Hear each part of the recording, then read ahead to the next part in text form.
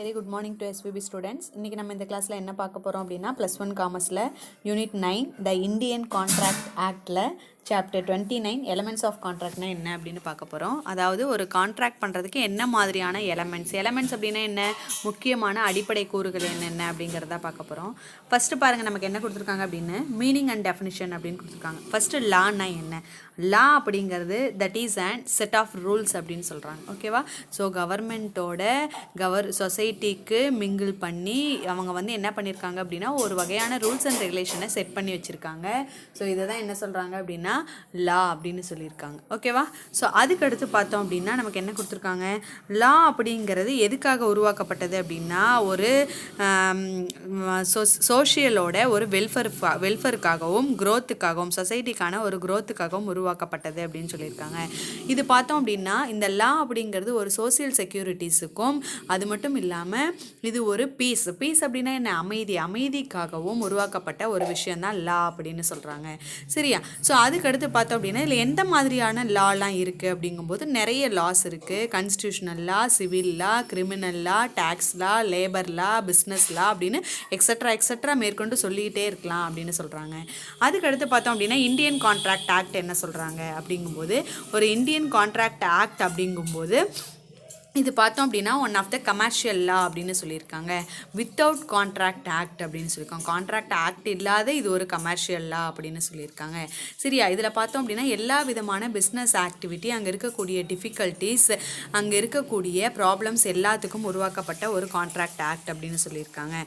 ஓகேவா? இதில் பார்த்தோம் அப்படின்னா நிறைய சொசைட்டி வந்து என்டர் ஆகக்கூடிய ஒரு விஷயம் அப்படின்னும், இந்த கான்ட்ராக்டுக்கான மெயின் அப்ஜெக்டிவ்ஸ் என்ன அப்படின்னா இருக்கக்கூடிய ஆப்ளிகேஷன் அப்படின்னா என்ன, வேண்டுகோள், அது மட்டும் இல்லாமல் உரிமைகள், இது எல்லாத்தையும் பெறக்கூடிய ஒரு வாய்ப்பு தான் இந்த இந்தியன் கான்ட்ராக்ட் ஆக்ட் அப்படின்னு சொல்கிறாங்க.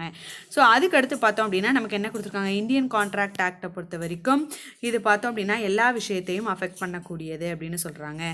ஸோ மீன்ஸ் என்ன சொல்கிறாங்க அப்படின்னா இந்த இந்தியன் கான்ட்ராக்ட் ஆக்ட் எப்போ மேம் ஸ்டார்ட் பண்ணாங்க அப்படின்னா 1872 ஸ்டார்ட் பண்ணியிருக்காங்க. இது பார்த்தோம் அப்படின்னா 1 செப்டம்பர் 1872 இது வந்து என்ன பண்ணியிருக்காங்க, ஃபோர்ஸ் பண்ணியிருக்காங்க. சரியா? ஸோ இது எங்கே மேம் ஃபஸ்ட்டு இருந்தது அப்படின்னா whole of India except state of Jammu Kashmir. So Jammu and காஷ்மீரை தவிர இது எல்லா இடத்துலையுமே இந்த இந்தியன் கான்ட்ராக்ட் ஆக்ட் செப்டம்பர் 1 1872 இருந்துச்சு அப்படின்னு சொல்லியிருக்காங்க. இந்த கான்ட்ராக்ட் ஆக்டை பொறுத்த வரைக்கும் பார்த்தோம் அப்படின்னா 2 ஆக்ட் இருக்குது. ஃபஸ்ட்டு பார்த்தோம் அப்படின்னா ஜென்ரல் கான்ட்ராக்ட், அதுக்கப்புறம் பார்த்தோம் அப்படின்னா ஸ்பெஷல் கான்ட்ராக்ட் அப்படின்னு சொல்கிறாங்க. அப்போது மீனிங் ஆஃப் கான்ட்ராக்டுக்கு என்ன மாதிரியான மீனிங்லாம் இருக்குது அப்படின்னா, இது எப்போ ஸ்டார்ட் பண்ணியிருக்கிறதா சொல்லியிருக்காங்க, 1872 ஸ்டார்ட் பண்ணியிருக்கிறதா சொல்லியிருக்காங்க. கான்ட்ராக்ட் அப்படிங்கிறது it is an agreement that means enforced by law அப்படின்னு சொல்லியிருக்காங்க. The agreement not enforced by law are not contract. எதெல்லாம் என்ஃபோர்ஸபிளாக இல்லையோ அது எல்லாமே கான்ட்ராக்ட் இல்லை அப்படின்னு சொல்லியிருக்காங்க. அப்போ அக்ரிமெண்ட்னா என்ன மீனிங் கொடுத்துருக்காங்க அப்படின்னு பாருங்கள். A promises are a set of promisee forming consideration of each other the promisee arise with the proposal is accepted அப்படின்னு கொடுத்துருக்காங்க. அதாவது ஒருத்தங்க ப்ரப்போஸ் பண்ணணும், அடுத்தவங்க அக்செப்ட் பண்ணணும். இதை தான் அக்ரிமெண்ட் அப்படின்னு சொல்கிறாங்க. ஸோ ப்ரப்போஸ் பண்ணுறது அப்படிங்கிறது ஒன் ஆஃப் த கான்ட்ராக்ட் அப்படிங்கிற மீனிங்கில் சொல்கிறேன்.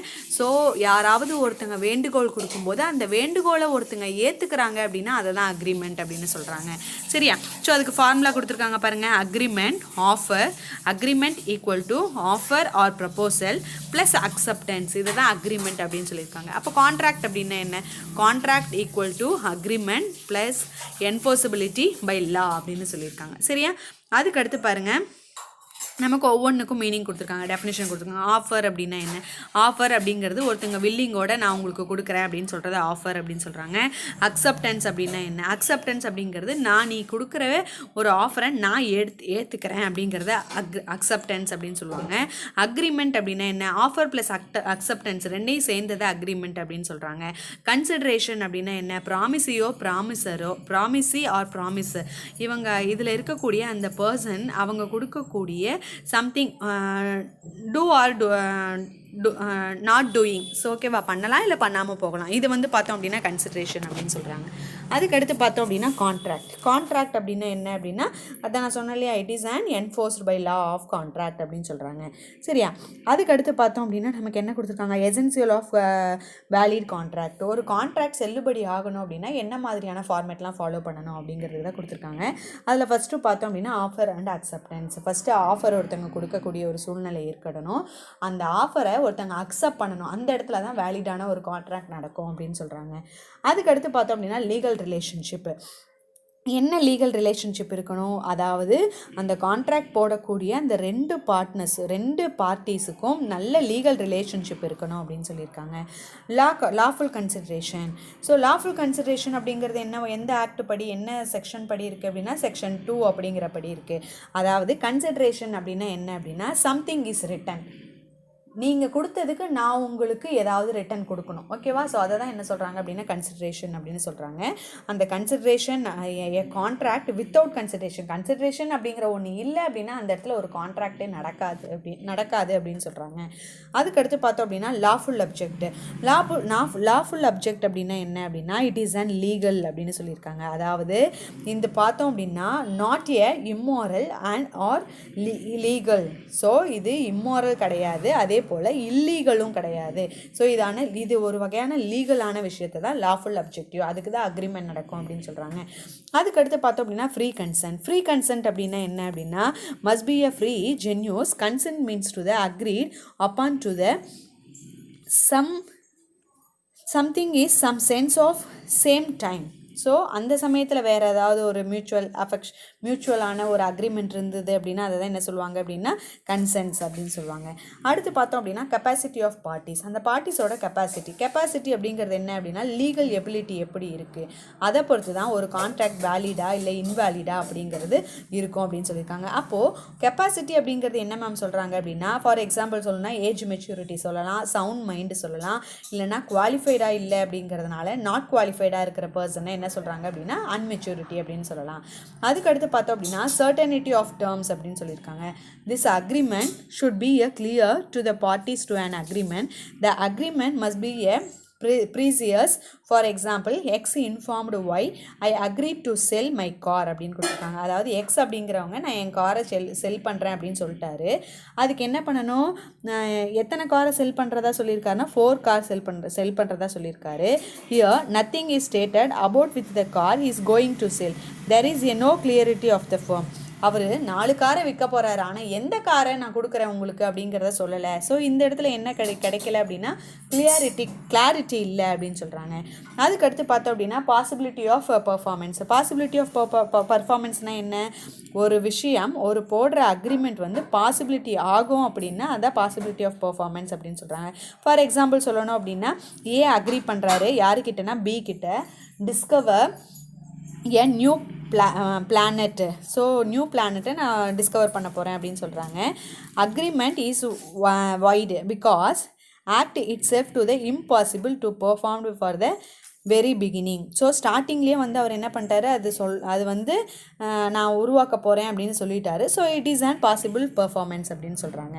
சரியா, ஸோ அதுக்கடுத்து பார்த்தோம் அப்படின்னா என்ன கொடுத்துருக்காங்க, நாட் டிக்ளேர்டு வைட் அப்படின்னு கொடுத்துருக்காங்க.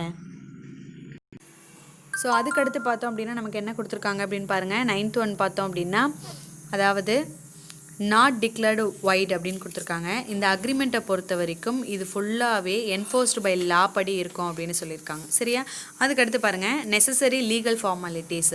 ஸோ ஒரு அக்ரிமெண்ட்டை பொறுத்த வரைக்கும் லீகல் ஃபார்மாலிட்டிஸ் அப்படிங்கிறது ரொம்ப ரொம்ப முக்கியம். லீகல் ஃபார்மாலிட்டிஸ் அப்படின்னா என்ன சொல்லுவாங்க அப்படின்னா ஓரல் ஆர் இன் ரிட்டன் அப்படின்னு சொல்லுவாங்க. மேக்ஸிமம் அக்ரிமெண்ட்டை பொறுத்த வரைக்கும் ஓரலில் இருக்கிறத விட ரிட்டன் கன்ஸ்டன்ட்டில் இருக்கும்போது அது நமக்கு லீகலான ஒரு விஷயம் அப்படின்னு சொல்கிறாங்க. இந்த அக்ரிமெண்ட்டை பொறுத்த வரைக்கும் 2 விதமான கேட்டகரிஸ் இருக்குது. ஃபஸ்ட்டு பார்த்தோம் அப்படின்னா agreement not enforced by law. Law படி இல்லாமல் இருக்கிறது ஒரு விஷயம் இருக்குது. இது வந்து பார்த்தோம் அப்படின்னா அன்வேலிட், நாட் அவைலபிள் அப்படின்னு சொல்லுவாங்க. அதுக்கடுத்து பார்த்தோம் அப்படின்னா லா படி இருக்கக்கூடிய ஒரு விஷயம், அக்ரிமெண்ட் என்ஃபோர்ஸ்ட் பை லா படி இருக்குது அப்படின்னு சொல்லியிருக்காங்க. ஓகேவா? இதில் ஒரு டயக்ராம் கொடுத்துருக்காங்க பாருங்கள். கிளாசிஃபிகேஷன் ஆஃப் கான்ட்ராக்டை பொறுத்த வரைக்கும் என்ன மாதிரியான கிளாசிஃபிகேஷன் இருக்குது அப்படின்னா 3 வகையான கிளாசிஃபிகேஷன் இருக்குது. ஃபஸ்ட்டு பார்த்தோம் அப்படின்னா validity, second formation, third performance அப்படின்னு கொடுத்துருக்காங்க. சரியா? அதில் வேலிடிட்டி பொறுத்த வரைக்கும் ஃபஸ்ட்டு என்ன இருக்குது அப்படின்னா வேலிட் கான்ட்ராக்ட் அப்படின்னு இருக்குது. வேலிட் கான்ட்ராக்ட்னா என்ன? செல்லுபடி ஆகக்கூடிய ஒரு ஒப்பந்தம். அதுக்கு எக்ஸாம்பிள் என்ன கொடுத்துருக்காங்கன்னு பாருங்கள். S offer to sell is car 2 lakh to T agreed to buy, it is a valid contract. S வந்து ஒரு காரை சேல் பண்ணுறாரு 2 லட்சத்துக்கு டீக்கு. ஓகேவா? ஆனால் அந்த டீ வந்து என்ன பண்ணிக்கிறாரு? அந்த காரை வாங்கிக்கிறாரு. இது ஒரு செல்லுபடி ஆகக்கூடிய ஒரு கான்ட்ராக்ட்ங்கிறதுனால இது வேலிட் கான்ட்ராக்ட் அப்படின்னு சொல்கிறாங்க. அதுக்கடுத்து பார்த்தோம் அப்படின்னா வைடு கான்ட்ராக்டை பொறுத்த வரைக்கும் என்ன சொல்லியிருக்காங்க? அதாவது இது வந்து என்ஃபோர்ஸ்டு பை லா படி இருக்கக்கூடிய ஒரு கான்ட்ராக்ட் தான். இதில் முக்கியமான எலமெண்ட் என்ன அப்படின்னா வைடு அப்படின்னு கொடுத்துருக்காங்க. ஃபார் எக்ஸாம்பிள் பார்த்தோம் அப்படின்னா a contractor between the drugs dealer to buy and sell drugs to the void contract அப்படின்னு சொல்லியிருக்காங்க. அதாவது ஒரு கான்ட்ராக்டர் வந்து என்ன பண்ணுறாரு? ட்ரக்ஸ் வந்து விற்கிறாரு. ட்ரக்ஸ்னால் என்ன? போதைப் பொருட்கள். அப்போ அந்த போதைப் பொருட்கள் விற்கிறாரு, வாங்குறாங்க அப்படின்னா இது லீகலா அப்படின்னா இல்லை, இல்லீகல். இதை தான் என்ன சொல்கிறாங்க? வைடு கான்ட்ராக்ட் அப்படின்னு சொல்கிறாங்க. அதுக்கடுத்து பார்த்தோம் அப்படின்னா வைடபிள் கான்ட்ராக்ட் அப்படின்னா என்ன? an agreement which is enforced by law to the option one or more parties but not to the option for other to other voidable contract. இது நிறைய பார்ட்டிஸ் வந்து இன்வால்வ் ஆகக்கூடிய ஒரு விஷயம் அப்படின்னு சொல்லலாம். இது பார்த்தோம் அப்படின்னா மற்ற ஆப்போசிட் டீமில் இருக்கக்கூடியவங்க யாரும் அதர்ஸ் யூஸ் பண்ண முடியாது. இது வைடபிள் கான்ட்ராக்ட் அப்படின்னு சொல்கிறாங்க.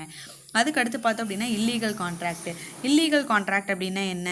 இல்லீகல் அப்படிங்கிறது ஃபார்பிட்டன் பை லா அப்படின்னு சொல்லுவாங்க. அதாவது லாக்கு அகைன்ஸ்டாக இருக்கக்கூடிய ஒரு விஷயம் தான் இல்லீகல் கான்ட்ராக்ட் அப்படின்னு சொல்லுவாங்க. எதெல்லாம் இல்லீகல் கான்ட்ராக்ட் அப்படிங்கும்போது ஒரு அடுத்த பார்ட்டிஸை வந்து பனிஷபிள் பண்ணுறது. அதுக்கப்புறம் பார்த்தோம் அப்படின்னா அக்ரிமெண்ட் ஸ்டார்ட் பண்ணும்போது சட்ட ரீதியாக இல்லாமல் இருக்கக்கூடிய விஷயங்கள் எல்லாமே இல்லீகல் அப்படின்னு சொல்கிறாங்க. அன்என்ஃபோர்ஸபிள் லா அப்படின்னா என்ன? அன்என்ஃபோர்ஸபிள் லா அப்படிங்கிறது ஆப்சன்ஸ் இன் ரிட்டன் அப்படின்னு சொல்கிறாங்க, ரைட்டிங் அப்படின்னு சொல்கிறாங்க. அதாவது எழுத்துப்பூர்வமாக இல்லாத விஷயத்தை தான் அன்ஃபோர்ஸபிள் கான்ட்ராக்ட் அப்படின்னு சொல்கிறாங்க. ஓகேவா? ஸோ அதுக்கடுத்து பார்த்தோம் அப்படின்னா ஃபார்மேஷன் பேசிஸ் அப்படிங்கும்போது ஃபஸ்ட்டு நமக்கு என்ன கொடுத்துருக்காங்க? எக்ஸ்பிரஸ் கான்ட்ராக்ட் அப்படின்னு சொல்லியிருக்காங்க. எக்ஸ்பிரஸ் கான்ட்ராக்ட் அப்படிங்கிறது ஸ்போக்கன் ஆர் ரிட்டன் அப்படின்னு சொல்லியிருக்காங்க. ஓகேவா? அதாவது இதில் என்ன கொடுத்துருக்காங்க அப்படின்னா இதில் பி என்ன சொல்கிறாரு அப்படின்னா அதாவது கியூ கிட்ட என்னோட பைசைக்கிள் வந்து நீ வாங்கிக்கிறியா 1000க்குன்னு கேட்குறாங்க. அதுக்கு கியூவும் வந்து நான் வாங்கிக்கிறேன் அப்படின்னு சொல்கிறாங்க. இது பார்த்தோம் அப்படின்னா எக்ஸ்பிரஸ் அக்ரிமெண்ட். இம்ப்ளைடு கான்ட்ராக்ட் அப்படின்னா என்ன?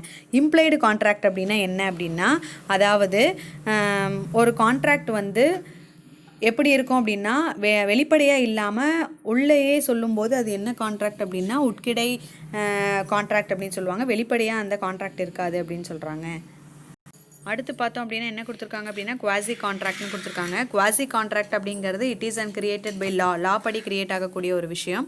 இதில் பார்த்தோம் அப்படின்னா actually there is a no contract. இது என்னன்னு சொல்ல மாட்டாங்க, கான்ட்ராக்ட் அப்படின்னு சொல்ல மாட்டாங்க. It is based on the principal.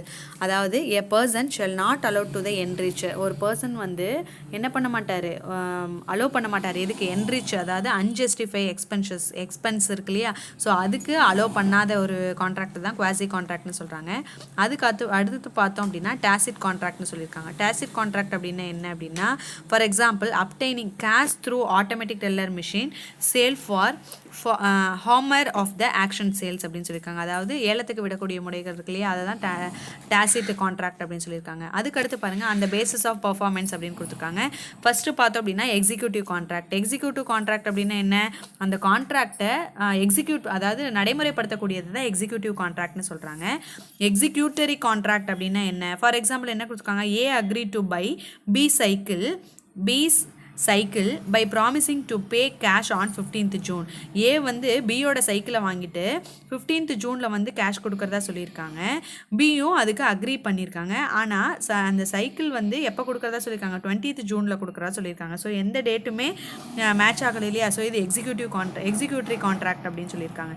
அதுக்கடுத்து பார்த்தோம் அப்படின்னா யூனிலேட்ரல் கான்ட்ராக்ட் அப்படின்னு சொல்லியிருக்காங்க. யூனிலேட்ரல் கான்ட்ராக்ட் அப்படின்னா என்ன அப்படின்னா ஒன் சைடு கான்ட்ராக்ட், ஒரு சைடு மட்டும்தான் அவங்க கான்ட்ராக்டை வந்து பேசியிருப்பாங்க. ஃபார் எக்ஸாம்பிள் பார்த்தோம் அப்படின்னா X promised to pay Y for some rupees 10,000 for goods to deliver by Y. X paid to the money Y had delivered to the goods. So X வந்து அந்த அமௌண்ட்டை நான் கொடுக்குறேன், நீங்கள் டெலிவரி பண்ணுங்கன்னு சொல்லியிருக்காங்க. எக்ஸ் அந்த பணத்தை கொடுத்துருக்காங்க. இது பார்த்தோம் அப்படின்னா யூனிலேட்ரல் கான்ட்ராக்ட் அப்படின்னு சொல்கிறாங்க. பைலேட்ரல் கான்ட்ராக்ட்னா என்ன, ரெண்டு பேத்துக்கும் சேர்த்து அக்ரிமெண்ட் இருக்கும். இவங்க கொடுக்குறதா சொல்லி கொடுத்துருப்பாங்க, அவங்க வாங்குறதா சொல்லி வாங்கியிருப்பாங்க. இது பைலேட்ரல் கான்ட்ராக்ட் அப்படின்னு சொல்லியிருப்பாங்க. ஸோ ஸ்டூடெண்ட்ஸ் பாருங்கள், நமக்கு இந்த லெசன் கம்ப்ளீட் ஆயிடுச்சு. இதில் பார்த்தோம் அப்படின்னா நமக்கு 5 1 மார்க் இருக்குது, 5 2 மார்க் இருக்குது, 5 3 மார்க் இருக்குது, 5 5 மார்க் இருக்குது. ஸோ இந்த லெசனை தெளிவாக பாருங்கள். அடுத்த கிளாஸில் அடுத்து என்ன டாபிக் இருக்குது அப்படின்னு பார்க்கலாம். Thank you students.